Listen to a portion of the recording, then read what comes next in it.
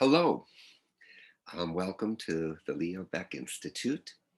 My name is Michael Simonson. I am the head of the Dr. Robert Ira Louie Reference Services Division, as well as the Director of Public Outreach. Today, we wanted to share an object from our collections with you.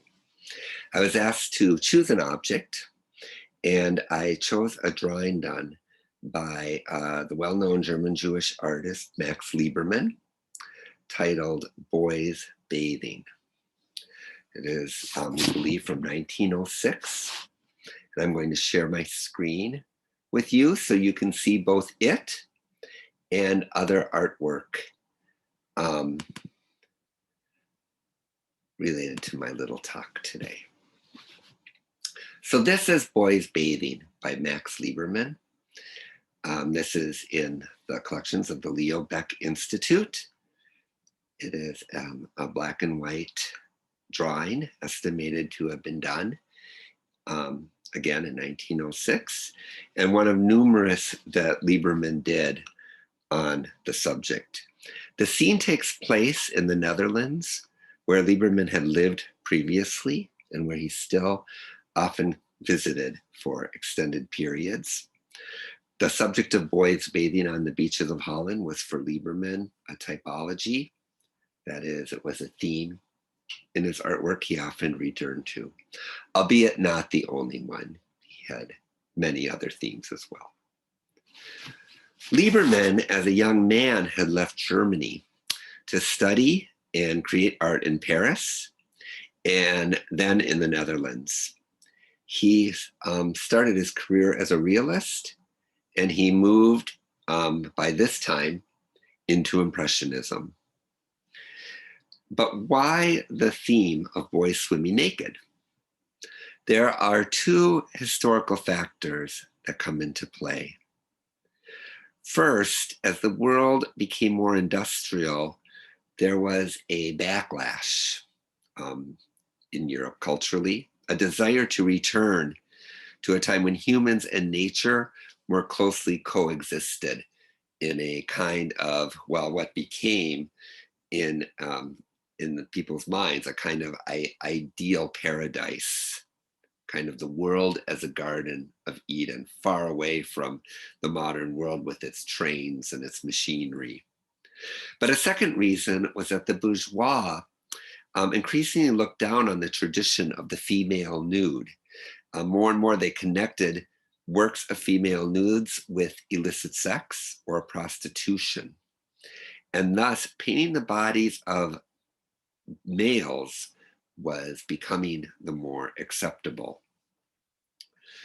So I'm going to show you next a much earlier work by Liebermann, but first, before I do that, I wanted to show you the size of it. So this is me at the Leo Beck Institute with the print so you can see how big it is. It's a nice view of it as well. And then here we have the nicely scanned version for you to see, and we'll return to it. So Liebermann first painted boys swimming after a trip to Zandervoort in the Netherlands and seen boys, in fact, on the beach. Yet this early painting, done in 1877, was made with models in his studio in Paris, far away from the Dutch beach. The models were actually lower class boys in Paris that he hired. As we can see here, Liebermann had yet to embrace Impressionism fully. I think one can see through his chronology this increasing embrace of it. And it's already started here, but it is not at all at the level where he was to end up. His talent as a realist probably actually hurt him in this painting. It exhibited in the Netherlands, but it was never purchased, which was the goal. Lieberman ended up keeping it in his own collection, and today it is in the Dallas Museum of Art in Texas. One thing interesting about this piece is that the boys are all in different positions, allowing Lieberman to capture different aspects of their bodies. And in fact, Lieberman knew Degas, and one can think of Degas' ballerinas and how Degas captured them in various poses. A second thing about this painting is how dark it is, which is a sign that Lieberman still has not completely embraced Impressionism, which has generally a lighter palette in its works. In fact, in this painting, we can surmise that he's probably a little late in embracing Impressionism, which was already taking hold in Europe.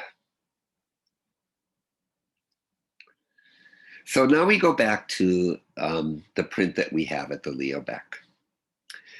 Through Lieberman, we can see him move from realism into Impressionism. Returning to the Dutch shore for extended periods from Paris, he eventually returned to Germany, but his visits to Holland always continued. And in these visits, he continued both drawing and painting groups of boys at the beach. In this 1906 image now, we can see how much farther he has moved into Impressionism, the style which he would become most known for. The details of the faces and the scene are less articulated. Instead, there is more a focus on light and darkness and how those affect the form. In fact, one could say the sunlight almost bleaches out some of the scene, while a dark kind of shadow effect blots out other particulars of the scene. Interestingly, we still see him putting the boys in different positions to demonstrate his technical ability. So he's using his traditional art training to full effect. The next thing I'm going to show you, also from the same period, is a painting he did of boys bathing. This is from 1898, and it's in the Bavarian Staatsgemäldesammlungen in Munich, the Bavarian State Museum. Here we have a painting that was done a few years before our print. And with the added color, we can clearly see, I think, Lieberman as an impressionist even more clearly because of the color. The color and light add a dimension that subsumes the detail for an atmospheric experience over a study of precise object detail. Lieberman went on to be known as an impressionist painter through the 1890s and into the first decades of the 20th century, perhaps Germany's best known impressionist. When I first chose to talk about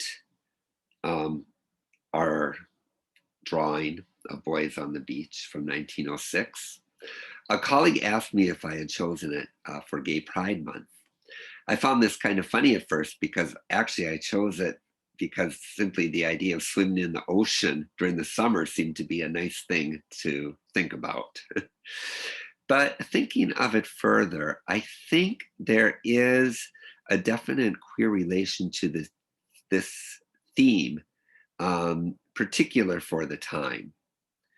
In the United States, the closeted painter Thomas Eakins often used this same theme, painting boys and young men swimming naked in nature.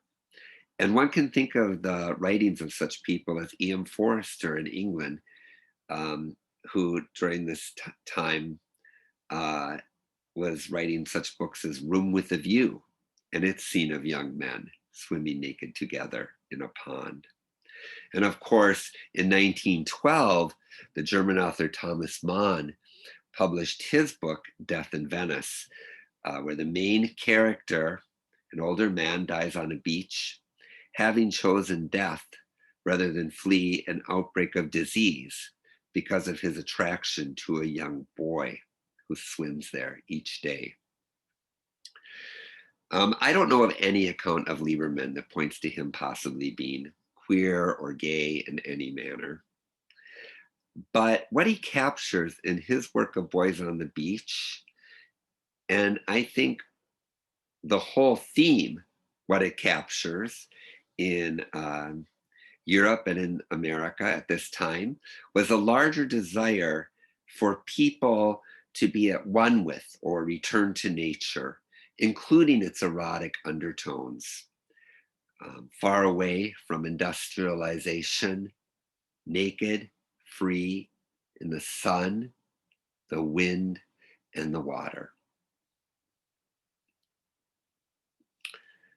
I wanted to end showing our print in the art collection of the Leo Beck Institute once again.